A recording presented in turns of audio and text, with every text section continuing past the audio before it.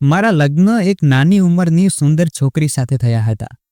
હું ખૂબ ખુશ હતો, પરંતુ લગ્નના 2 મહિના પછી મારે રોજીરોટી કમાવા માટે દુબઈ જવું પડ્યું. તે ખૂબ રડી અને બોલી કે ના જાઓ. મને લાગ્યું કે જાણે તે ડરેલી છે. મેં ડરનું કારણ પૂછ્યું તો તે ગભરાઈ ગઈ. મારે દુબઈ જવું મજબૂરી હતી. હું ચાલ્યો ગયો, પરંતુ તે મારી સાથે વાત પણ નહોતી કરતી. 4 મહિના પછી જ્યારે હું ગુસ્સામાં હિન્દુસ્તાન પાછો આવ્યો, એમ વિચારીને કે હું તેનું મગજ ઠેકાણે લાવીશ, તો જોયું કે મારા ઘરે તાળું મારેલું હતું. હું આશ્ચર્યચકિત થઈ ગયો અને પાડોશીઓને પૂછ્યું કે મારી પત્ની અને ઘરના લોકો ક્યાં ગયા. હું પૂછી જ રહ્યો હતો કે ઘરની અંદરથી એક હળવી ચીજ સંભળાઈ. મેં તરત જ તાળું તોડ્યું. અંદર ગયો તો જે દ્રશ્ય જોયું, મારી આંખો ફાટીને ફાટી જ રહી ગઈ. હું જેવો પાછા જવા માટે વળ્યો, મારા દિલમાં એક વિચિત્ર બેચેની અનુભવાઈ. એવું લાગ્યું કે જાણે હું અહીં કંઈક છોડીને જઈ રહ્યો છું. મારે અહીંથી ન જવું જોઈએ. મેં ગભરાઈને ચારે બાજુ જોયું. મહોલ્લાના લોકો પોતપોતાના ઘરોમાં પાછા ફરી ચૂક્યા હતા. જ્યારે તેમને ખબર પડી કે હું દુબઈથી પાછો આવ્યો છું, ત્યારે બધા મને મળવા આવ્યા હતા, પરંતુ દરવાજા તરફ ઇશારો કરીને બોલ્યા કે તારા ગયાના 2 મહિના પછી જ અહીં તાળું લાગી ગયું હતું. ત્યાર પછી અમે ક્યારેય કોઈને પણ આ ઘરમાં આવતા જતા નથી જોયા. ખબર નહીં તારી પત્ની ક્યાં ચાલી ગઈ. આ વાતો સાંભળીને મારા રૂવાડા ઊભા થઈ ગયા, પરંતુ હું સંયમથી ઊભો રહ્યો. મારા મગજમાં એ પણ ચાલી રહ્યું હતું કે ખબર નહીં મારી પત્ની સાથે શું થયું હશે. જ્યારે હું મારા ઘરે ગયો ત્યારે મારી માએ પણ દુઃખ વ્યક્ત કર્યું અને કહ્યું, તારા ગયા પછી મેં આરતીને કહ્યું હતું કે મારી પાસે આવીને રહે, પરંતુ તેણે ના પાડી દીધી.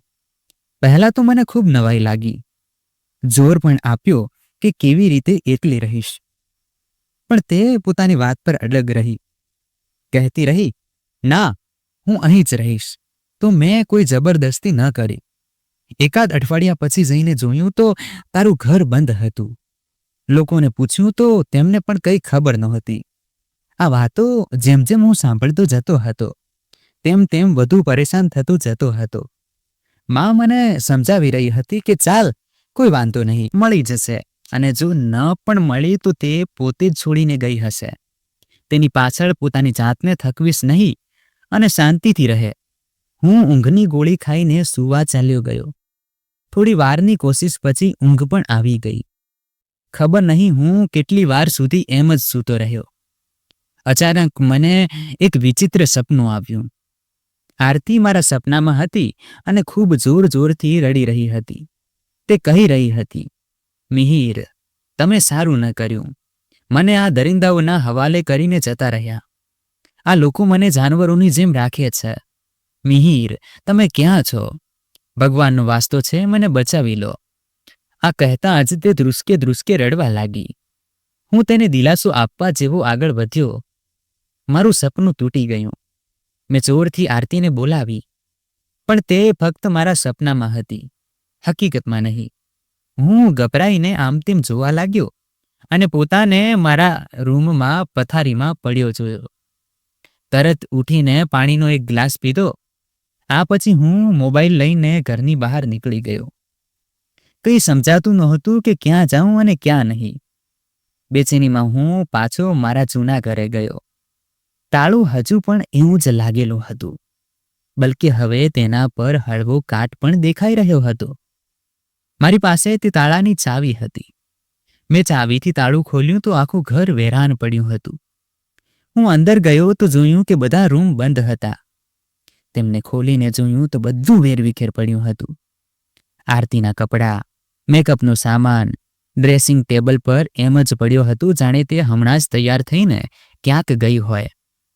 તેના કપડાં પણ આમ તેમ ફેલાયેલા હતા. રસોડામાં ગયો તો ત્યાં પણ કોઈ શાક ચૂલા પર રાખેલું હતું, પણ હવે તેમાંથી દુર્ગંધ આવી રહી હતી. પાણીનો ગ્લાસ, ચાના એઠા વાસણો. જેમ જેમ હું જોતો જતો હતો, એક વિચિત્ર ગભરાટ થઈ રહી હતી. આખું ઘર એવું લાગી રહ્યું હતું જાણે કોઈ ફક્ત 5 મિનિટ માટે બહાર ગયું હોય અને પછી ક્યારેય પાછું ન આવ્યું હોય. હું ત્યાં જ ઊભો આરતીની મમ્મીને ફોન કર્યો તો તે રડવા લાગી. બોલી, અમે અમારી દીકરીના લગ્ન તમારી સાથે કર્યા હતા, પણ જ્યારેથી તે ઘરેથી વિદાય થઈ છે, તમે તેનાથી બધા સંબંધો તોડી નાખ્યા છે. મેં જલ્દીથી કહ્યું, આંટી, હું આ જ જણાવવાનો હતો તમને, પણ તેમણે મારી વાત કાપી નાખી અને બોલી, 2 મહિના પહેલા તેણે અજાણ્યાઓની જેમ ફોન કર્યો અને કહ્યું કે તે દુબઈ જઈ રહી છે, પોતાના શહેરની પાસે. ખબર નથી હવે સંપર્ક થઈ પણ શકશે કે નહીં. મેં જલ્દીથી પૂછ્યું, દીકરી, કેમ નહીં થાય સંપર્ક? તો તે રડતા રડતા બોલી, માં, મિહિર બહુ ગુસ્સાવાળા છે. આ કહીને તેણે ફોન કાપી નાખ્યો અને આજે તમે મને ફોન કરી રહ્યા છો. હું તો મુસીબતમાં આવી ગઈ છું, મારી દીકરી તમારા સાથે પરણાવીને. તે રડી રહી હતી જ્યારે હું હેરાન પરેશાન તેમની વાત સાંભળી રહ્યો હતો. મેં આરતીને દુબઈ બોલાવી નહોતી અને ના જ મેં તેને ક્યારે મનાઈ કરી કે તે પોતાના ઘરવાળાઓ સાથે કોઈ સંપર્ક ન રાખે. મને તો આ વાતની બિલકુલ પરવા નહોતી, બલકે લગ્નના શરૂઆતના દિવસોમાં અવારનવાર હું જ તેને પૂછતો હતો કે આજે તે પોતાના પિયરમાં વાત કરી છે. તે જો ના કહેતી તો હું મારી સામે બેસાડીને તેને ફોન કરાવતો. પછી જો તે પોતાના પિયરમાં નથી તો ક્યાં જઈ શકે છે? આ વાત મને ખૂબ જ પરેશાન કરી રહી હતી. મેં ફોન કાપીને 1-2 બીજા ઓળખીતાઓને ફોન કર્યો, પણ તેમણે પણ સાફ ઇનકાર કરી દીધો કે તેમને મારી પત્ની વિશે કંઈ ખબર નથી. હું ત્યાં જ ખાટલા પર માથું પકડીને બેસી ગયો. ઘણીવાર પછી ઊભો થયો, પણ ત્યાંથી મળવાનું પણ શું હતું? મને એક વિચિત્ર અહેસાસ થયો, જાણે આરતી અહીં જ ક્યાંક હાજર હોય, પણ મેં તો આખું ઘર શોધી કાઢ્યું હતું અને તે મને ક્યાંય ના મળી. પણ તેની સુગંધ અને એક અહેસાસ મને ત્યાંથી જવા દેતો નહોતો. થોડીવાર બધું ત્યાં રોકાયા પછી હું ચૂપચાપ બહાર નીકળી ગયો. હવે મારું ધ્યાન નજીકના પોલીસ સ્ટેશન તરફ હતું. ત્યાં મેં આરતીની ગુમ થવાની જાણ કરી તો તેમણે રિપોર્ટ તો લખી લીધો, પણ મને કોઈ હિંમત બંધાવનારો જવાબ ન આપ્યો. તેમના મતે છોકરીને ગુમ થયા ઘણો સમય થઈ ગયો છે. હવે જેણે તેને ઉઠાવી હશે કે જ્યાં તે જવા માંગતી હતી તે ત્યાં પહોંચી ગઈ હશે. તમારે આ રિપોર્ટ ગુમ થયાના 24 કલાકની અંદર લખાવવો જોઈતો હતો, પણ તમે બેદરકારી દાખવી. હવે અમે કોઈ ગેરંટી આપી શકતા નથી. હા, કોશિશ જરૂર કરીશું કે તમારી પત્નીને શોધી શકીએ. હું ત્યાંથી પણ નિરાશ થઈને બહાર નીકળી ગયો. બહાર જોયું તો એક જગ્યાએ ભારે ભીડ લાગી હતી. લોકો ત્યાં ઊભા રહીને વાતો કરી રહ્યા હતા.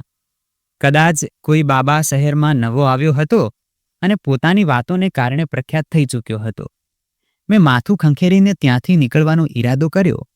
ત્યાં જ એક માણસની વાત મારા કાનોમાં પડી. અરે, જ્યારથી મેં સાધ્વીજીને લંગર ચડાવ્યું છે, મારી તો બધી પરેશાનીઓ આજે જ હલ થઈ ગઈ.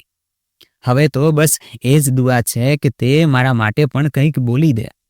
મને વિશ્વાસ છે મારા મોટા મસલા પણ હલ થઈ જશે. મેં આશ્ચર્યથી તે બંને મહિલાઓને જોઈ જે ન જાણે કઈ વિચારની દુનિયામાં હતી.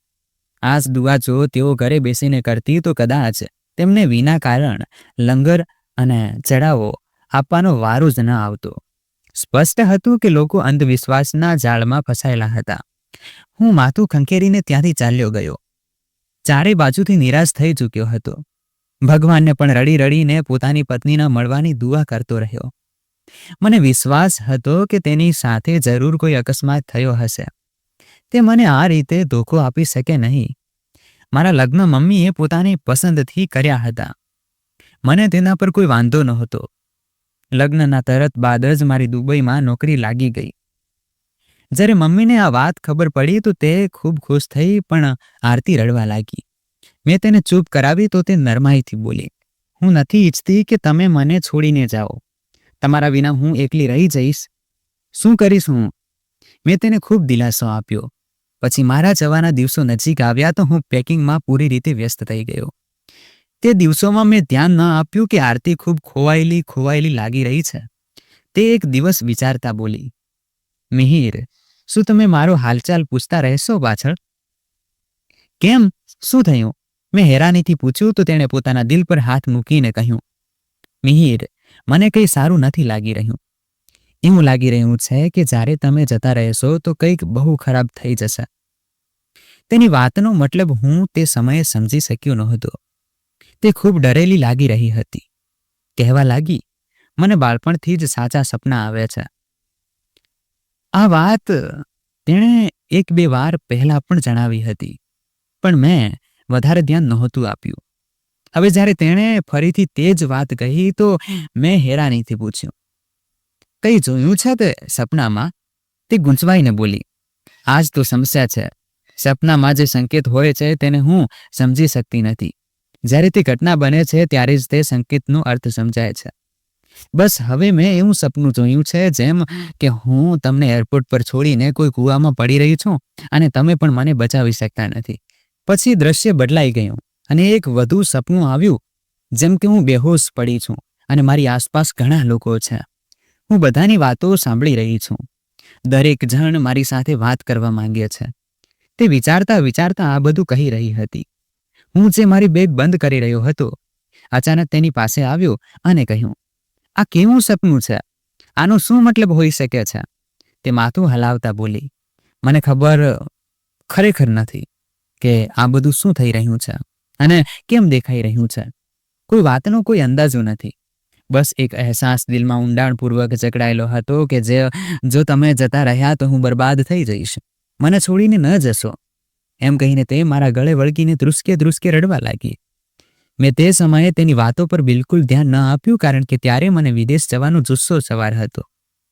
મારા પિતા પણ દુબઈમાં જ કામ કરતા હતા. તેમના અવસાન પછી મેં તેમની જગ્યાએ અરજી કરી તો વિદેશ જવું મારું બાળપણનું સપનું બની ગયું હતું. હવે જ્યારે આરતી આ બધું કહી રહી હતી ત્યારે તેને દિલાસો આપવા સિવાય મારી પાસે બીજો કોઈ રસ્તો નહોતો, કારણ કે તેની ખાતર હું મારું સપનું છોડી શકતો નહોતો. ખૂબ મુશ્કેલીથી આ તક મળી હતી. વિદેશ જવાની તો કેવી રીતે છોડી દેત? મેં તેને કહ્યું, તું ચિંતા ન કર, આ તો તારો વહેમ હશે. મારી વાત પર તેણે ઇનકારમાં માથું હલાવીને કહ્યું, જો કોઈ થઈ ગયું તો? મેં નરમાઈથી પૂછ્યું, શું લગ્ન પછી તને કોઈ સાચું સપનું આવ્યું છે? 2 મહિના થઈ ગયા છે ને આપણા લગ્નને. આ દરમિયાન કોઈ એવું સપનું આવ્યું છે જે સાચું પડ્યું હોય? આના પર તેણે માથું હલાવીને કહ્યું, ના, કંઈ જ નહીં, બલકે સપના આવવાનું જ બંધ થઈ ગયું છે. આના પર મેં ઊંડો શ્વાસ લઈને કહ્યું, તો પછી કેમ ચિંતા કરી રહી છે? હોઈ શકે છે કે તું માનસિક રીતે થાકેલી હોય, તેથી આ બધું તારા મનની કલ્પના હોય, અને જો તું સારું વિચારીશ તો આવું કંઈ જ નહીં થાય. હવે મને એ જણાવ કે કાલે મારે જવાનું છે તો શું તું મને આ રીતે પરેશાન કરીને મોકલીશ? તારે મજબૂત બનવું પડશે. જ્યાં સુધી હું પાછો ન ફરું ત્યાં સુધી તારે દરેક વાતનો સામનો એકલા કરવો પડશે. સમજી રહી છે ને? તેણે માથું હલાવીને હા પાડી. લગ્નના તરત બાદ જ મમ્મીએ અમને અલગ કરી દીધા હતા. મોટા ભાઈનું અલગ ઘર હતું અને મારું પણ. મમ્મી ઈચ્છતી હતી કે ભવિષ્યમાં કોઈ ઝઘડો ન થાય, તેથી બધાને અલગ કરી દીધા, જેથી જો કોઈ ખુશી કે તહેવાર હોય તો બધા મળી શકે. મારા સમજાવવા પર તે શાંત થઈ ગઈ. બીજા દિવસે બધા ઘરવાળા મને એરપોર્ટ છોડવા આવ્યા. હું આખો રસ્તો આરતીને જોતો રહ્યો. તે હજુ પણ બેચેન હતી. રાત્રે જ્યારે મેં તેને થોડી શાંતિ આપી હતી, હવે તેના ચહેરા પર એવું કંઈ નહોતું. તે વારંવાર મને જોતી, કંઈ કહેવા માંગતી પણ ચૂપ થઈ જતી. પણ મેં ખૂબ જ સુંદરતાથી તેની બધી બેચેનીને અવગણી, કારણ કે તે સમયે મારું ધ્યાન ફક્ત વિદેશ જવા પર હતું. મને લાગ્યું કે ત્યાં જઈને આપણું જીવન પૂરી રીતે બદલાઈ જશે. કાશ તે સમયે હું રોકાઈ જાત, મારી પત્નીના સપનાને સમજવાની કોશિશ કરત, તો આજે મારા ઘરમાં મારી પત્ની હાજર હોત. હે ભગવાન, હવે હું શું કરું? ક્યાં જાઉં? લગભગ 1 અઠવાડિયું વીતી ગયું હતું અને આ આખું અઠવાડિયું મેં ઊંડા માનસિક તણાવમાં વિતાવ્યું. ત્યાં પણ મુશ્કેલીથી 1 મહિના સુધી જ મારી આરતી સાથે વાત થઈ શકી. તે પછી તેનો મોબાઈલ અને નંબર બંને બંધ થઈ ગયા હતા. વોટ્સએપ પર પણ તે ઓનલાઈન આવી રહી નહોતી. હજુ મારી વાપસીમાં થોડો સમય હતો, પણ જ્યારે મેં આરતીના વિયોગથી સર્જાયેલી ઊંડી શાંતિને અનુભવી તો પોતાને રોકી ન શક્યો અને જે પહેલી ટિકિટ મળી તે જ લઈને પાછો ફર્યો. પાછા આવીને તે જ થયું જેનો આરતીને ડર હતો. હવે તેના સપનાના આધારે હું તેને ક્યાં શોધત? ક્યાંથી તે કૂવાઓ લાવત અને ક્યાંથી તે લોકોની ભીડને શોધત? જ્યારે અઠવાડિયું વીતવા છતાં તે ન મળી તો મમ્મીએ મને સમજાવવાની કોશિશ કરી અને કહ્યું, ક્યાંક જતી રહી હશે, પણ તું કારણ વગર કેમ પરેશાન થઈ રહ્યો છે? આ આજકાલની છોકરીઓ છે, આવી જ રીતે કરે છે. જ્યારે પતિ બહાર જાય છે તો નવી મિત્રતા કરી લે છે અને ભાગી જાય છે. માં આરતીએ તમને કંઈ જ નથી કહ્યું. આનો શું મતલબ? કોઈ ઈશારો કે કંઈ પણ જેનાથી તે જણાવી શકે કે તેના પર શું વીતી રહ્યું છે? આના પર મમ્મી ગંભીરતાથી બોલી, અરે બેટા, જ્યારે તું તારી વાતો તારી મમ્મીને નથી કરતો તો તે તો પછી મારી બહુ છે. તે કેમ પોતાની ખાસ વાતો મને જણાવશે? તું પણ વિચિત્ર વાતો કરે છે. હું ચૂપ થઈ ગયો. બરાબર 2 દિવસ પછી મને ફરીથી તે જ સપનું આવ્યું, પણ આ વખતે સપનું થોડું અલગ હતું. એક બંધ રૂમ હતો જ્યાં આરતી બંધાયેલી હતી અને તેની આંખો બંધ હતી, જાણે તે સૂઈ રહ્યો હોય પણ ખરેખર તે જાગી રહી હતી. જેવો મેં રૂમમાં આરતીને જોઈ તો તે મને જોઈને જોર જોરથી રડવા લાગી અને બોલી, તમે જ છો મારા અપરાધી. તમારાથી જોડાયેલા સંબંધો મારા અપરાધી છે. મેં ના પાડી હતી પણ તમે ન રોકાયા. તમે મારી કોઈ ખબર ન લીધી અને હું અહીં દરરોજ મરતી રહી. મને અહીંથી બહાર કાઢો. મિહિર, તમને ભગવાનનો વાસ્તો છે. મને આ નર્કમાંથી બહાર કાઢો. તે જુઓ, તે લોકો મારા જીવ પાછળ પડ્યા છે. મિહિર, મને તેમના સવાલોથી બચાવો. મને જગજોરે છે તેઓ.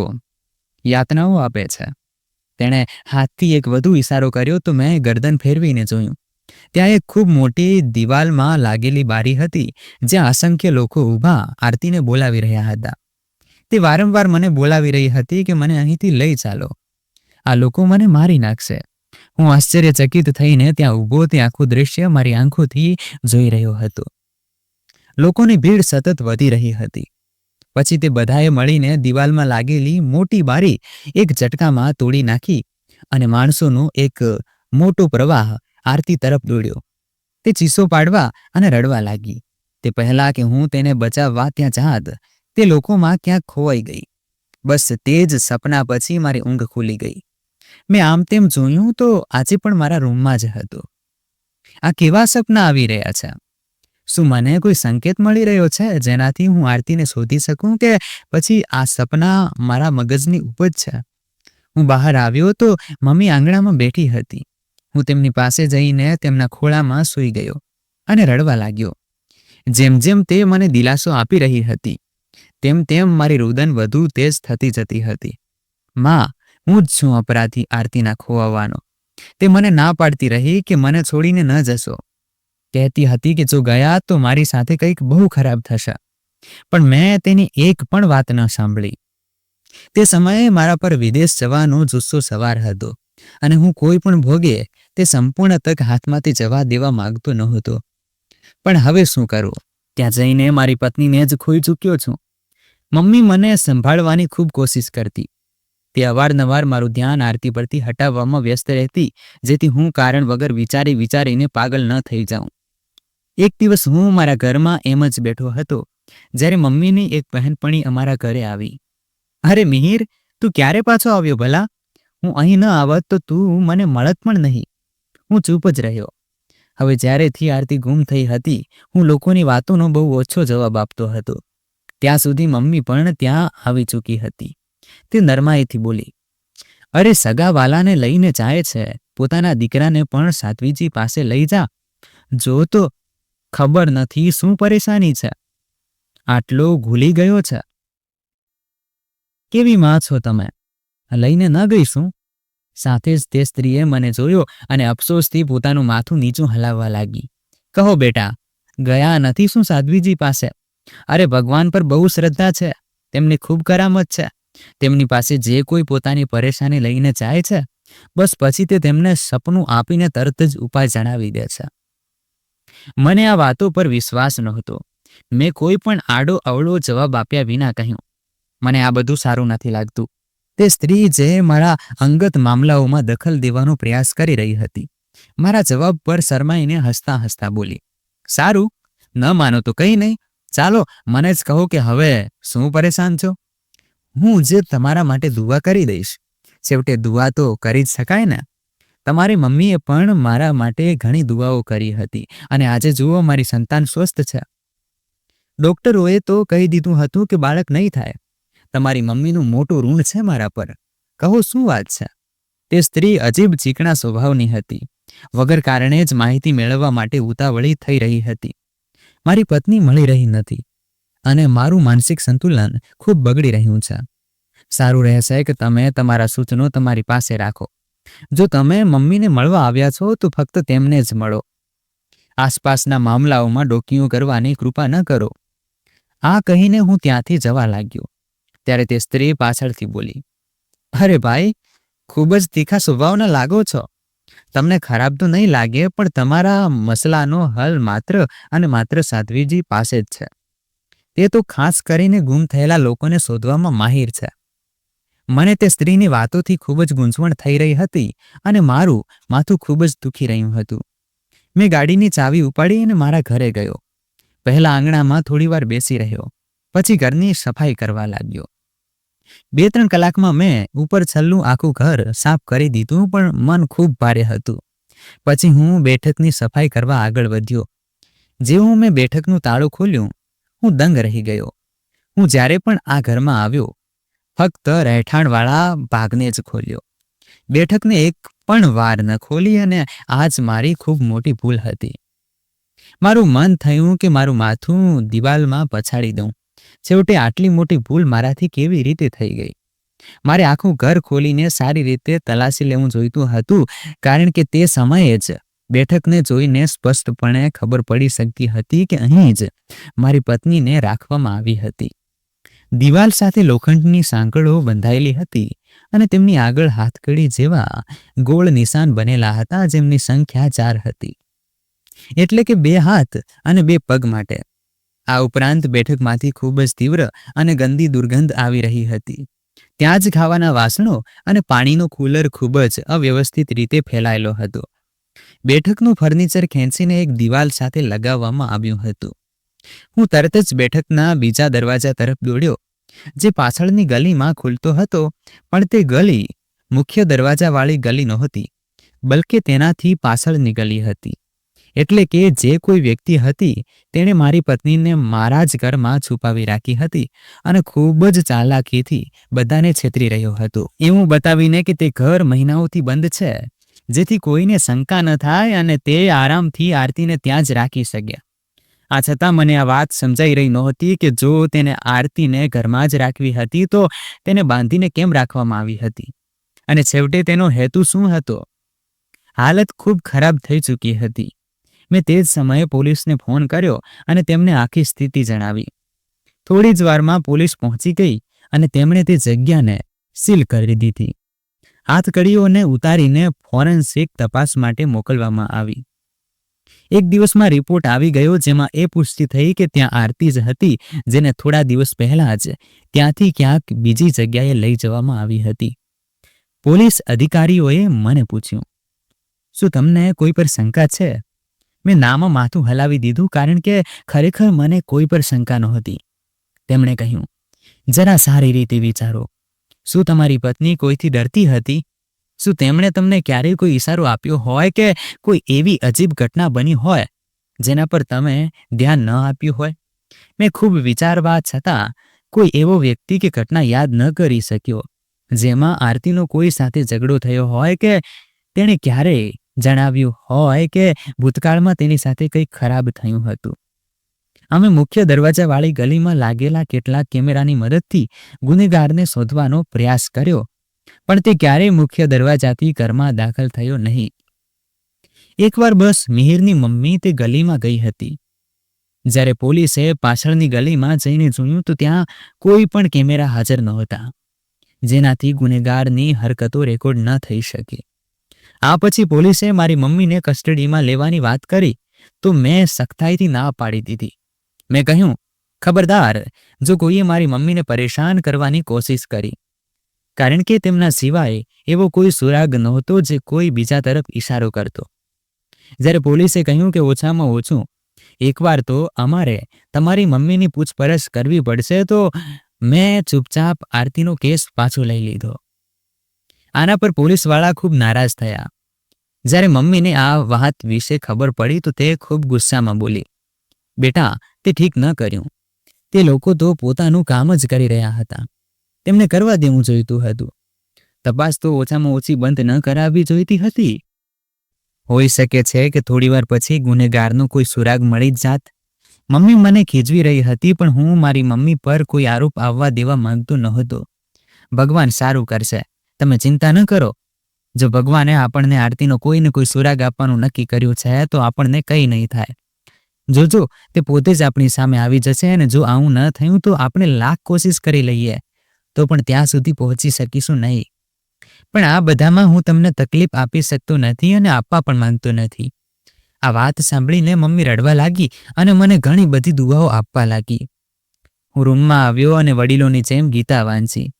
વારંવાર ભગવાનને એ જ પ્રાર્થના કરી રહ્યો હતો કે મારી પત્નીને પોતાની સુરક્ષામાં રાખે. મેં તેને એકલી છોડીને ખૂબ મોટી ભૂલ કરી છે. હવે હું મારી ભૂલ પર ખૂબ પસ્તાઈ રહ્યો છું.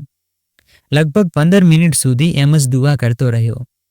આ પછી મારા અંદર એક વિચિત્ર શાંતિ ફેલાવા લાગી. દુઆ કરીને ઊભો જ થયો હતો કે મને મારી કંપની તરફથી મેસેજ આવ્યો. તેમને કોઈ એજન્ટ પાસેથી કામ કરાવવાનું હતું તો તેમણે મારી રજા રદ કરી દીધી અને જલ્દીથી જલ્દી પાછા બોલાવ્યો. પણ મેં તે જ સમયે વિચાર્યા વગર તેમને રાજીનામું મોકલી દીધું.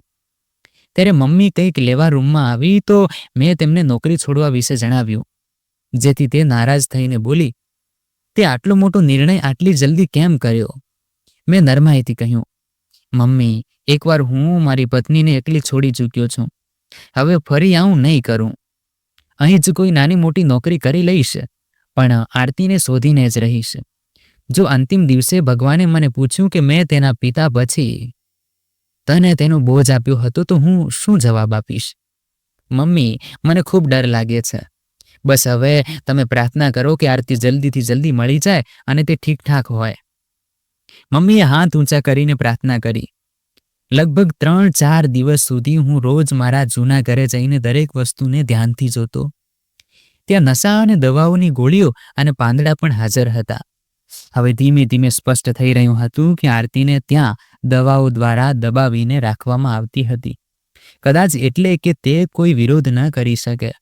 હું ખૂબ પ્રયાસ કરી રહ્યો હતો કે કોઈ રીતે ત્યાંથી કોઈ સુરાગ મળી જાય, કોઈ નિશાની કે કોઈ નાનો સરખો ઈશારો જેનાથી ઓછામાં ઓછું આરતી સુધી પહોંચી શકું. પણ ત્યાં એવું કંઈ જ ન મળ્યું. હું ખૂબ થાકી ગયો હતો એટલે ત્યાં જ બેસીને જોર જોરથી રડવા લાગ્યો. ખબર નહીં ક્યારે રડતા રડતા મારી આંખ લાગી ગઈ અને હું સૂઈ ગયો. ઊંઘમાં એકવાર ફરી આરતી મારા સપનામાં આવી. તે ખૂબ થાકેલી અને નબળી દેખાઈ રહી હતી. મને જોઈને નવાઈથી બોલી, તમને અપરાધી કેમ નથી દેખાતો? તે તો તમારા આસપાસ જ છે, જમીનમાં છુપાયેલો છે. મને બચાવી લો. જેટલી જલ્દી થઈ શકે મને શોધી લો, નહીં તો આ લોકો મને મારી નાખશે. આ લોકો મારો જીવ લઈ લેશે. મને આ નરકમાંથી બહાર કાઢો.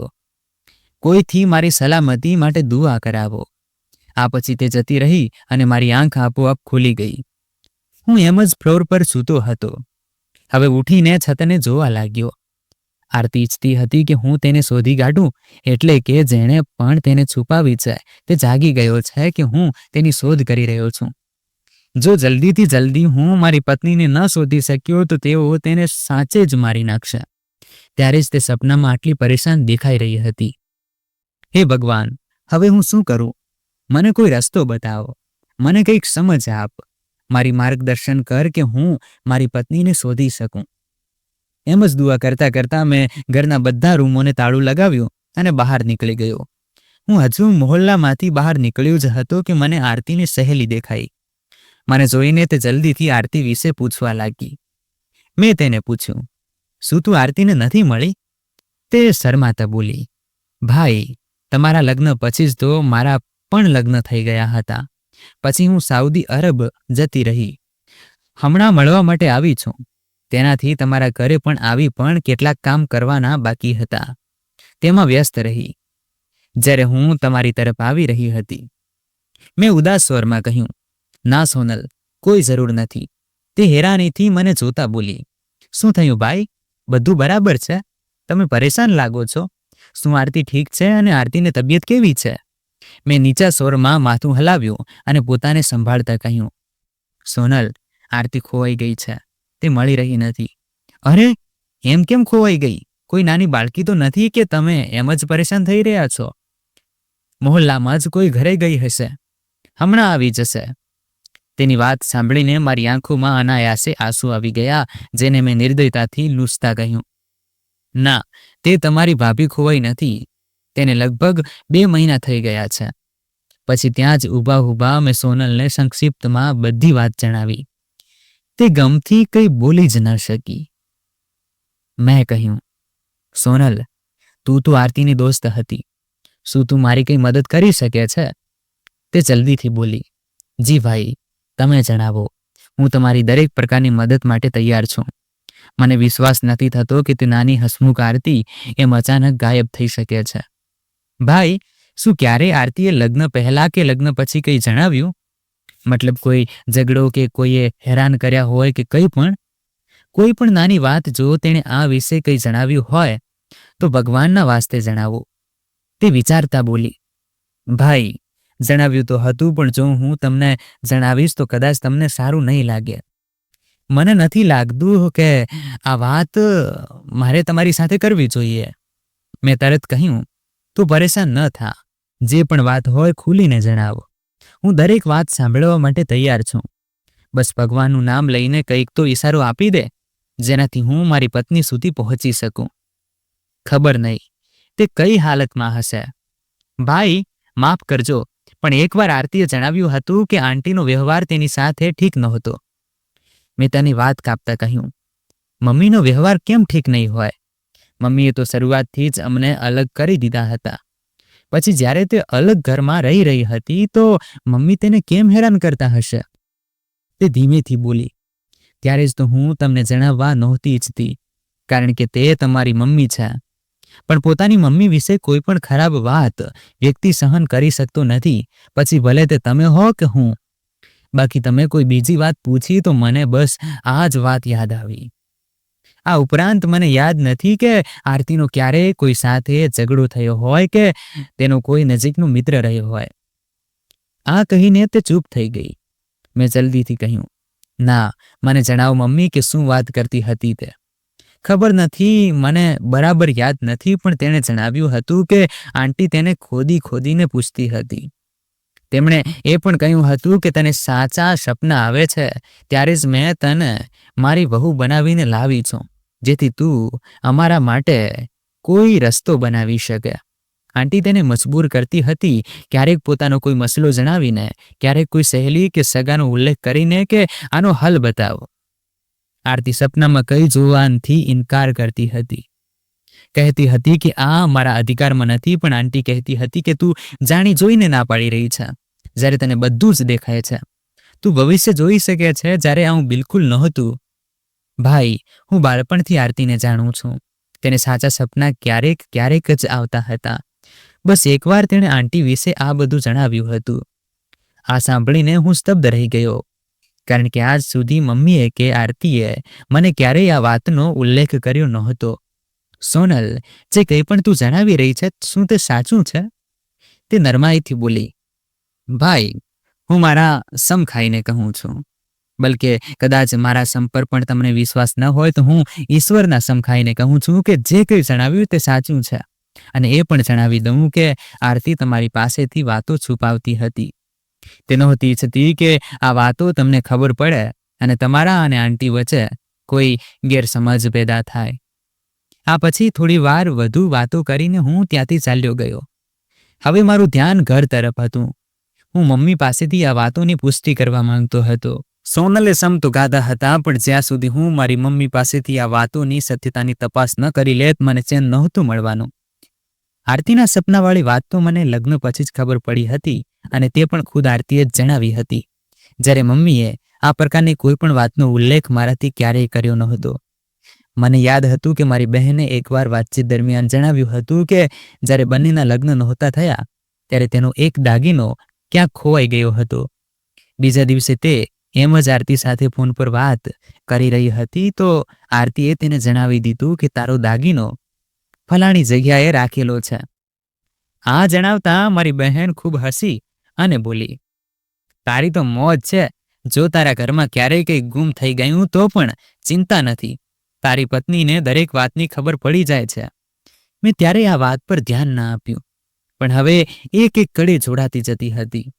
હું પગપાળા જ ઘર તરફ ચાલ્યો ત્યારે મને એકવાર ફરી તે જ જગ્યા દેખાઈ જ્યાં લોકો મોટી શ્રદ્ધાથી કતારમાં ઊભા હતા. તે જ સમયે મને આરતીનું સપનું યાદ આવ્યું, જેમાં તે કહી રહી હતી કે કોઈથી દુઆ કરાવી લો. મને તે બધી વાતો પર વિશ્વાસ નહોતો, પણ આરતી પર હતો.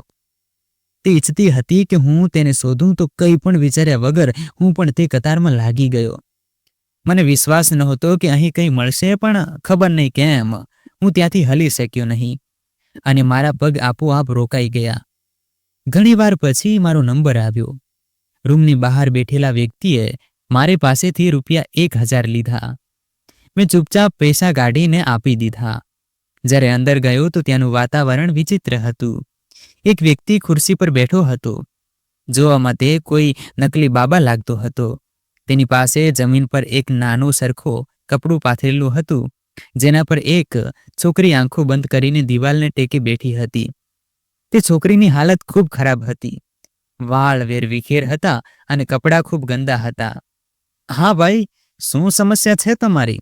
કોઈ મહિલાએ ઊંચા અવાજે પૂછ્યું. પહેલાં તો મારું મન થયું કે હું ચૂપચાપ ત્યાંથી નીકળી જાઉં, પણ પછી મેં કહ્યું, મારી પત્ની ગુમ છે. તેની શોધ કરાવવાની છે કે પછી કોઈ દુઆ? જે પણ તમને યોગ્ય લાગે, બસ મને મારી પત્ની જોઈએ છે. તે વ્યક્તિએ તે મહિલા તરફ ઇશારો કર્યો અને કહ્યું, સાધ્વીજીને કંઈક ભેટ આપો અને તેમને તમારી સમસ્યા જણાવો. તે સપનું જોઈને જણાવી દેશે કે તમારી પત્ની ક્યાં છે. મેં તે નશામાં ડૂબેલી મહિલા તરફ જોયું, જે આંખો બંધ કરીને બેઠી હતી અને નશાની ગંધ ચારે બાજુ ફેલાયેલી હતી. આ સમજવું મુશ્કેલ નહોતું કે તે આ સમયે ખૂબ નશામાં હતી. હું પાછો જવા માટે વળી જ રહ્યો હતો કે મારું આગલું પગલું રોકાઈ ગયું અને મારા શ્વાસ થંભી ગયા. હું ફરીથી તે મહિલા પાસે ગયો અને ધ્યાનથી જોયું તો જાણવા મળ્યું કે તે કોઈ બીજી નહીં, પણ મારી પત્ની આરતી જ હતી. તેની હાલત ખૂબ જ ખરાબ હતી અને તે એટલી ગંદી થઈ ચૂકી હતી કે ઓળખવી પણ મુશ્કેલ હતી. હું તેને જોર જોરથી હલાવવા લાગ્યો. બધા લોકો મારી તરફ ધ્યાનથી જોવા લાગ્યા. તે નકલી બાબાએ મને પાછળ ધકેલવાનો પ્રયાસ કર્યો તો મેં તેને ખરાબ રીતે મારવાનું શરૂ કરી દીધું. ત્યાં સારું એવું તમાશો જામી ગયો. ભીડમાંથી કોઈએ પોલીસને બોલાવી લીધી. જ્યારે પોલીસ આવી તો મેં તેમને જણાવ્યું કે આ જ મારી પત્ની છે. પોલીસ કર્મીઓ ત્યાં જ હતા, જે આરતીના કેસની તપાસ કરી રહ્યા હતા. તે નકલી બાબાએ ખૂબ વિરોધ કર્યો, પણ પોલીસે તેને કસ્ટડીમાં લઈ લીધો. હું આરતી સાથે વાત કરવાનો પ્રયાસ કરી રહ્યો હતો, પણ તે પોતાના હોશમાં નહોતી. શરૂઆતમાં તે બાબા મોં ખોલી રહ્યો નહોતો કે આ બધું કોના કહેવા પર કરી રહ્યો હતો, પણ જ્યારે પોલીસના હાથ તે માણસ લાગ્યો તો તેણે જે નામ લીધું તે મારા માટે અવિશ્વસનીય હતું. તેણે મારી મમ્મીનું નામ લીધું અને કહ્યું કે તે જ સ્ત્રી આ છોકરાની મદદથી ખોટો ધંધો ચલાવી રહી છે. તે તેને સાંજે અહીંથી લઈ જાય છે અને ખબર નથી કઈ જગ્યાએ રાખે છે, પછી સવારે પાછી લઈ આવે છે. આ છોકરી સાચા સપના જુએ છે અને અમે તેનાથી દિવસમાં લાખો રૂપિયા કમાઈ લઈએ છીએ. તે ઢોંગી બાબા બોલતો જતો હતો અને હું ધરતી પર ઊભો રહી શકતો નહોતો, એ વિચારીને કે છેવટે મારી મમ્મીએ આ બધું કેમ કર્યું, તેમને આની જરૂર કેમ પડી. પૈસાની.